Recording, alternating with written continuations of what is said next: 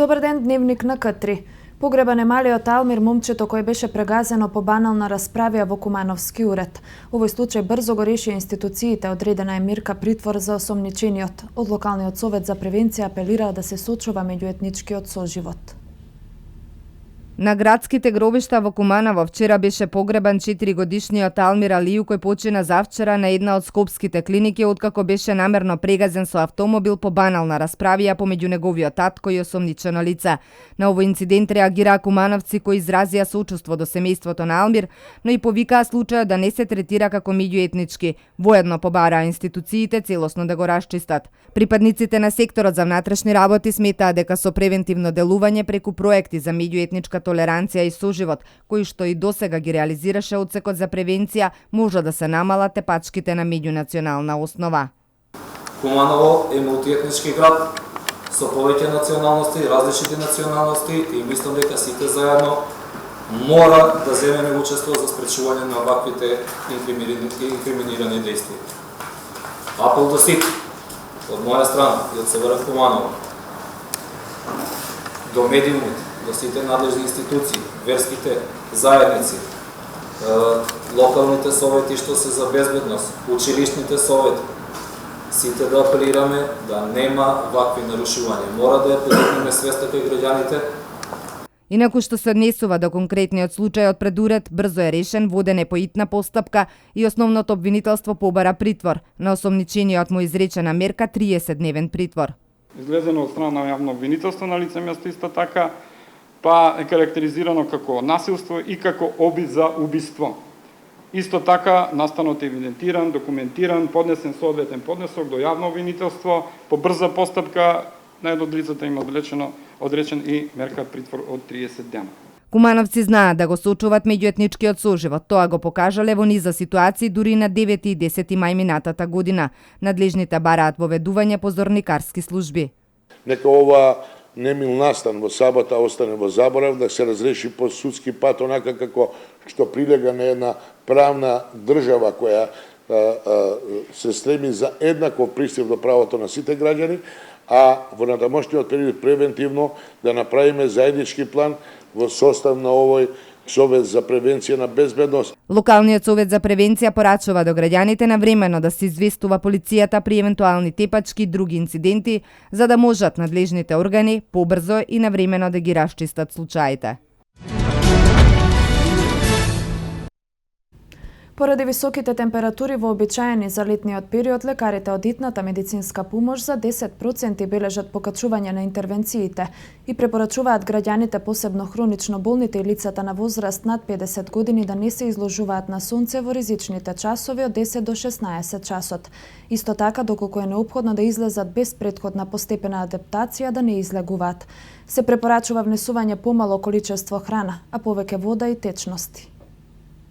Како резултат на покачените температури минимално се покачени бројните интервенции кои што најчесто се резултат на колапс заради недоволното внесување на течност или јадење на несоодветна храна која што е тешка за варење, при што потешко е за оние кои се хронично болни и кои имаат проблеми со нерегулиран притисок, а излегуваат надвор на високи температури од 10 до 17 часот, велат лекарите. Се препорачува да се носи соодветна лесна облека, да не се престојува предолго на директна сончева изложеност, а хронично болните лица редовно да ја земаат пропишаната терапија. Како резултат на последни покачени температури, за минимално се покачени број на интервенции, кои што најчесто се како резултат на колапс заради недоволно внесување на течности или јадење на несоодветна храна која што е тешка за варење, при што потешко е за оние кои се хронични болни и кои што имаат проблеми со притисок или со не добро регулиран притисок. Потоа носат несоодветна облека, која што треба најчесто да биде од памук, заради да може кожа да дише и да нормално да циркулира воздух низ неја. После тоа треба да им бидат заштитени глави, се носат шапка, чадор, да не потоа мали деца исто така треба да имаат ставена или нека мала капа или шапка, затоа што исти они се многу изложени на ризик од колапс. Лекарите апелираат граѓаните да останат во затворени климатизирани простори, да се избегнуваат напорни физички активности, да се носи светла и лесна облека, заштитни очила и капа. За сите оние кои планираат да заминат на одмор за време на патувањето, да внесуваат повеќе овошје, зеленчук, помало количество храна, повеќе вода и течности. Не треба да јадат некоја храна што е прв пат ја јадат или да пробуваат нови нешта. Треба да си јадат таа храна која што ја конзумирале досега, за да избегнуваат и алергии и несакани стомачни вируси. Доколку сте во дилема дали да понесете антибиотик на одмор, одговорот на лекарите е не. Антибиотик за време на одмор може да се користи само ако веќе сте биле на лекар и имате препишана терапија која мора да ја земате, но никако како превентива.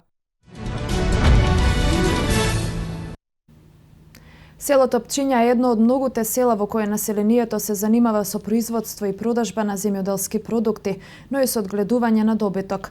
Напојувањето на добиток кога пасат по околните пасишта е невозможно. Се жалат мештаните и бараат од надлежните чешмата која постои долги години наназад повторно да профункционира. Многуте каменоломи кои се наоѓаат на подрачјето на село Пчиња секојдневно на жителите од ова населено место им создаваат проблеми. Прашината и нечистотијата, освен што се опасност по здравјето на населението, штети трпат и земјоделските производи, но и добитокот, се жалат жителите. Бараат, како што велат, чешмата наречена Краџева, која постои уште од турско време, да биде вратена во функција, затоа што последните 2 години вода на истата воопшто нема, а сето тоа како последица на секојдневните голем број минирања во каменоломот. Покрај каменоломот се загружена самата прашина и добитокот што го пасе местното население не може. Мислам, не е добра самата трава што се користи не за паса на добитокот. Сакам да кажам и со ова, со самите детонации што се направени тука на наши 15 метра има чешма која што престана да тече вода откако почна да минираат и да прават минирање на самиот дел таму на местото. И затоа мислам дека таа е единствена чешма во овој реон и сега самите луѓе се револтирани што имаат добиток дека нема кај да го напојуваат добитокот. Имено само за подсетување, жителите на Пчиња пред извесен период протестира и против уништување на локалниот пат кој го користат и тешки товарни возила кои секојдневно пренесуваат и до 50 тони. Населението за овој проблем ги запознало сите надлежни институции и се надеваат на конечна разрешница пред да се случи, како што велат, поголема катастрофа. Селото Пчиња се наоѓа во близина на 8 километри од градот, а во него живеат околу 1000 жители.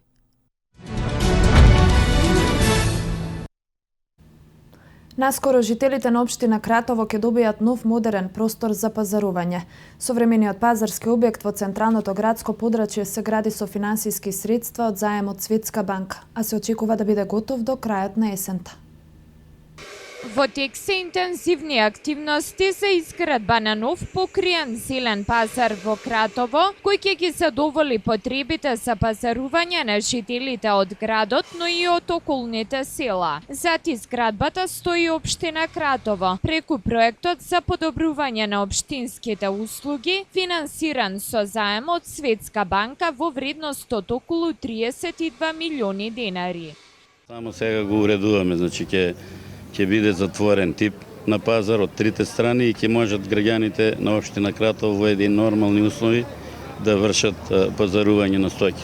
Во Кратово постои традиција секоја сабота луѓето да одат на пазар и луѓето од селските населби донасаат земјоделски производи, а луѓето од градот одат да пазаруваат и да се видат, повеќе да си разменат искуства, мислења, да се видат, да си поразговарат. Значи, пазарот се гради според динамиката, обезбедени се средства од кредит од Светска банка од околу 32 милиона денара, на тендерот паднаа цените некаде околу 27 милиони.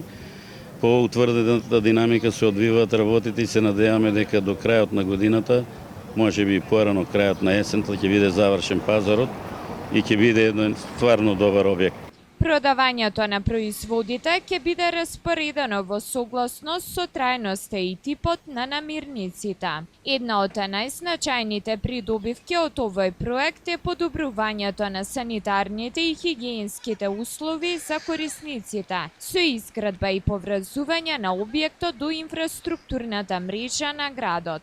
Почнавме и со уредување на паркинг просторот, значи исто ќе биде уреден во ист стил како и пазарот, ќе има оградни зидови од двете страни на улицата и ќе има тротоар од околу 1,40 до 1,50 како дозволуваат условите, ќе биде направен во еден стил како што и пазарот, обложен со трвертин, така да влезот на градот од улицата Свети Георги Кратовски ќе биде среден. На крајот, кога ќе заврши уредувањето на паркинг просторот и изградбата на пазарот, ќе асфалтираме и улицата од автобуската станица до мостот кај Кратис, така да целосно ќе биде уреден овој дел од градот.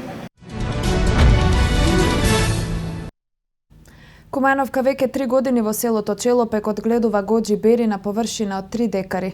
Оваа култура последниве години се популаризира меѓу македонските земјоделци, а од ден на ден се повеќе се зголемува свеста на луѓето за купување на ова квалитетно овошје. На површина од 3 декари во селото Челопек, кумановката Розита Трендафиловска околу 3 години одгледува гоџи бери бобинки, која вели ако сакате да чекате длабока старост, да сте здрави и да изгледате млади, рецептот е еден: подкаснувајте од екзотичниот плод гоџи бери. Станува збор за растение кое бара многу работа и посветеност, вели таа, додавајќи дека е едно од најмоćните супер овошја кои постојат на светот.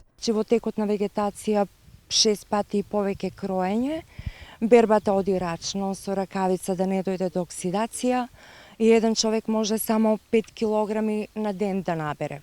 Силните антиоксидантни својства од гоџи бери го прават супер храна, која ќе ви подари многу здравје и подобар животен тонус. Лековитите квалитети доаѓаат и од големото количество полисахариди. Тој влијае исклучително позитивно кај кардиоваскуларните болести, воспаление, очни проблеми и пречки на нервниот систем. Поради неговите квалитети тој го стимулира метаболизмот и од него килата се топат побрзо и здраво. Гоџи бери го забавува и процесот на старењето, го намалува високиот крвен притисок и чува од различни алергии.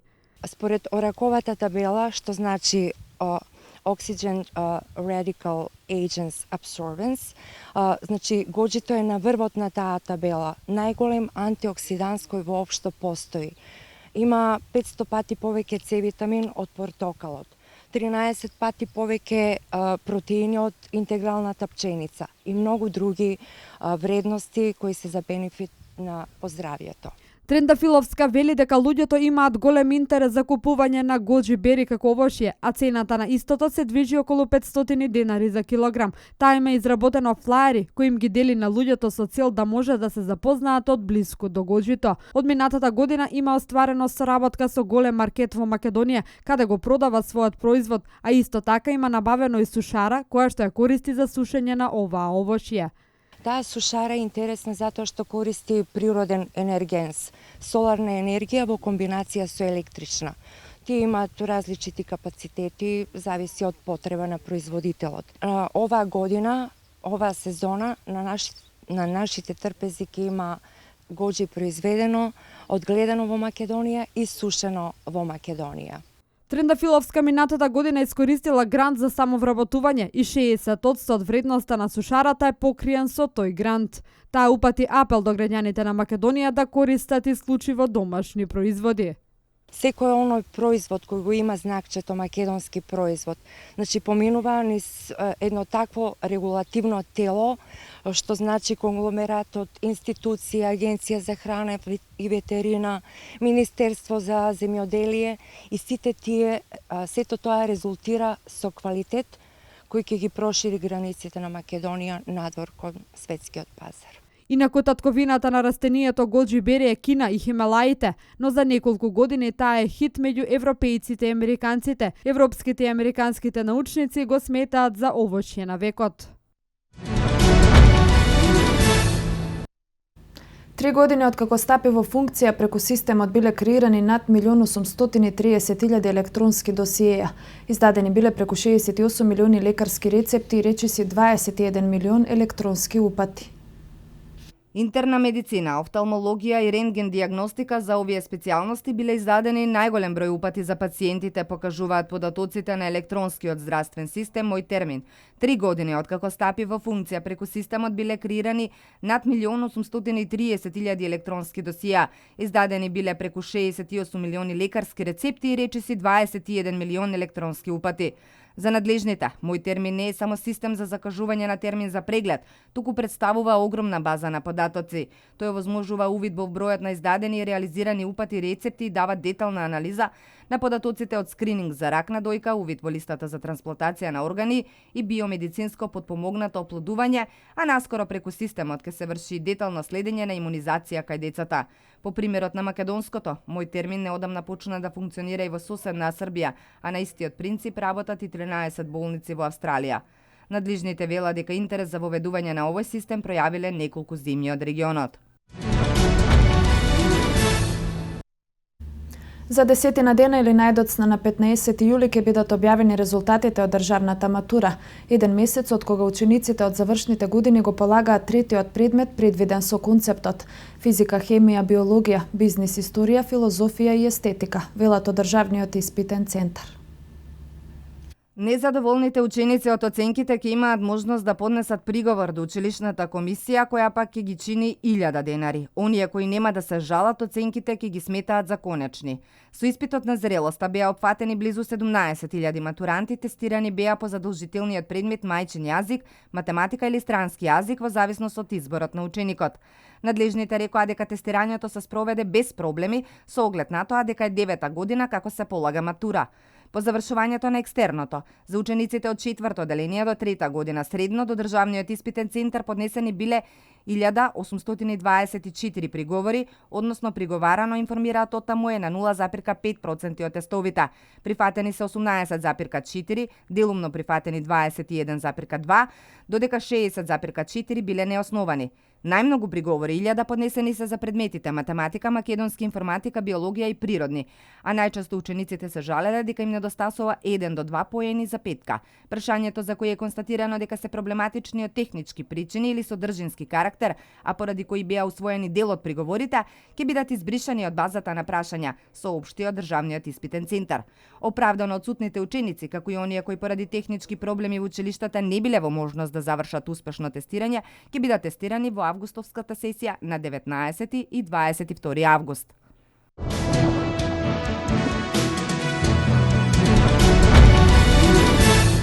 Безбедноста на аеродромот во Тирана потврли, а за тоа се трошат по 9 милиони евра годишно.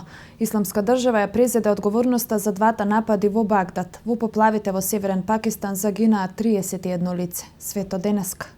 Додека се уште трае истрагата за спектакуларниот грабеж што се случи среде бел ден на 30 јуни на меѓународниот аеродром Мајка Тереза во Тирана, албанските медиуми јавуваат за уште еден скандал. Имено за да се провери будноста на обезбедувањето 10 дена пред грабежот, направена е вежба, при што две лица без никаков проблем влегле во аеродромот и стигнале до пистата, при тоа внесувајќи експлозив и ножеви. Во меѓувреме медиумите пренесуваат информација колку средства всушност се трошат на име обезбедување на аеродромот. За безбедноста внатре во аеродромот ангажирана е компанијата ИЦТС, додека за безбедноста надвор компанијата Назери. За безбедноста на аеродромот во Тирана се трошат по 9 милиони евра годишно. Инаку грабежот го извршиле 3 вооружени маскирани лица кои го минале целиот систем на безбедност на аеродромот Мајка Тереза и стигнале до аеродромската писта. Откако зеле неколку вреќи со пари на банка кои требало да бидат транспортирани со авион, побегнале од местото на настанот со автомобилот кој влегол на пистата. Во вреќите имало најмалку 200.000 евра.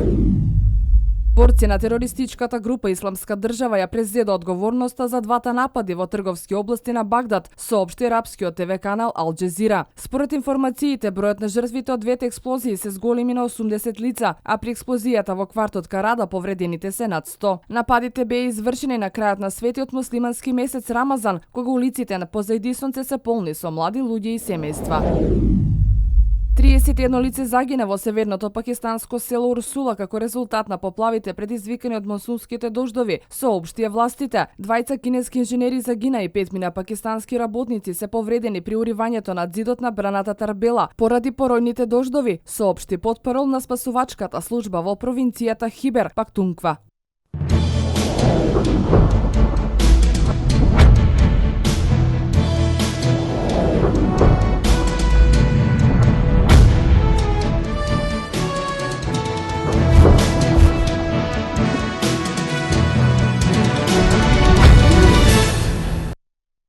Македонската одбојкарска репрезентација по втор пат загуби во финалето на Европската лига. Овој пат од селекцијата на Естонија со максимални 3-0. Нашата репрезентација со поразот во финалето втора година поред ова надпреварување го завршува како второ пласирана, откако и лани на завршниот турнир загуби во финалето од Словенија. Одбокарската селекција на Македонија е поразена во финалето на Европската лига од селекцијата на Естонија со максимални 3-0 по сетови 25-19, 25-13 и 25-23. Избраниците на Жарко Ристовски беа совладени од Естонија, која со оваа победа ни се реваншираше за ланскиот пораз во полуфиналето на завршниот турнир. Нашите одбојкари само во третиот сет беа рамноправни, додека првите два со подобра игра им припадна на естонците. Македонија оваа сезона во Европската лига на 8 напревари забележа 7 победи и само 1 пораз во големото финале. Во дуелот за третото место на завршниот турнир Австрија го победи домаќинот Бугарија со 3:0. Сепак македонските фанови им се поклонуваат на одбојкарите за огромниот успех и се надеваат на нови уште поголеми успеси.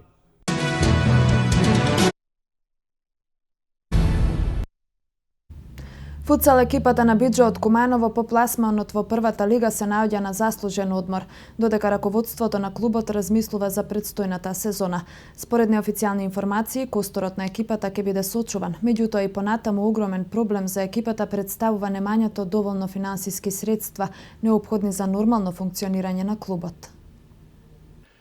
Иако е рано до почетокот на новата сезона, раководството на екипата се обидува да најде начин како да се обезбедат неопходните средства за нормално функционирање во првата лига. Пласманот во најсилната конкуренција представува голема обврска, но и многу повеќе финансиски средства.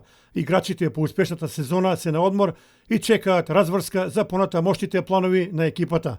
Поголемиот дел фудбалерите изразиле подготвеност и понатаму да го носат дресот на клубот, но воедно се надеваат дека во новата сезона состојбата на финансиски план ќе биде многу подобра. Оваа генерација на Биџо е составена од одлични домашни фудбалери, кои со поголема поддршка може да се вмешаат во борбата за највисок пласон во првата лига. Меѓутоа, како и поголемиот број на екипи во градот, така и Биџо се надева на поголема поддршка. Во спротивно, тимот може да дојде во ситуација повторно да се откаже од играњето во првата лига, што секако никој не го посакува. Меѓутоа, времето е кратко, екипата за месец дена треба да започне со подготовките, а каков ќе биде конечниот расплет, ќе треба да се чекаме.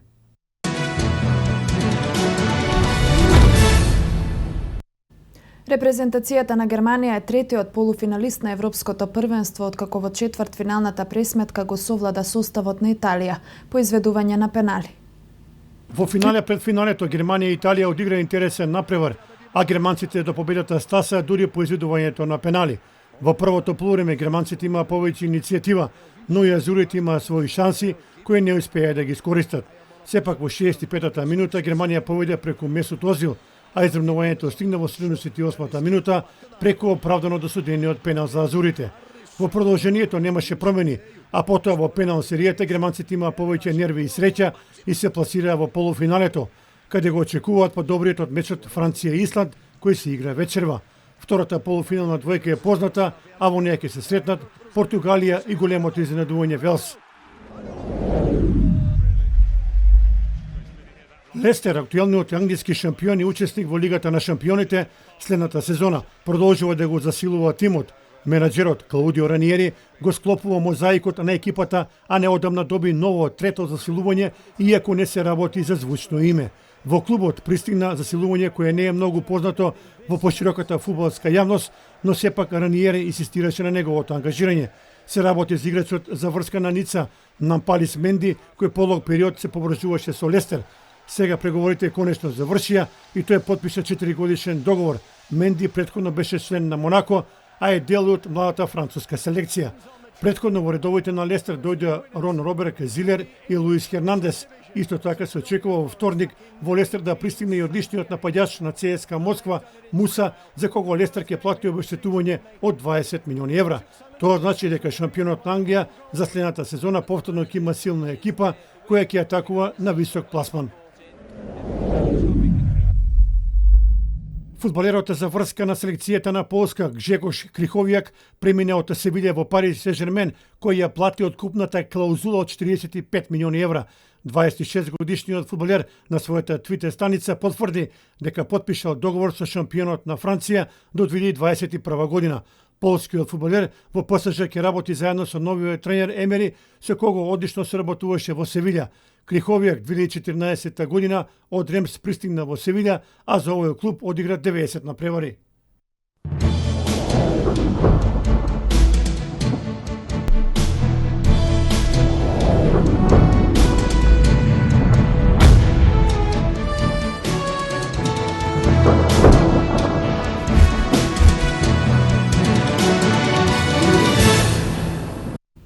Времето денеска препладне во Македонија сончево и топло со мала до умерена облачност. Попладне само на крајниот исток има услови за краткотрајна нестабилност.